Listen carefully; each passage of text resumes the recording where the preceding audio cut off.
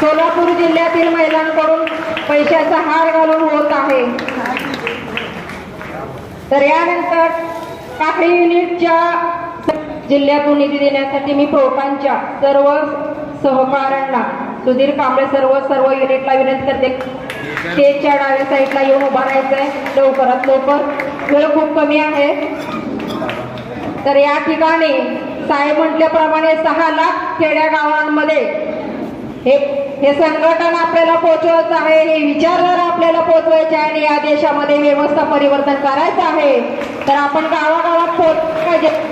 तर त्याचप्रमाणे साहेब टाकळी या गावात ही महिला युनिट तुमचा असा सत्कार मान्यवर वामन मेश्राम साहेबांचा सोलापूर जिल्ह्यात होत आहे।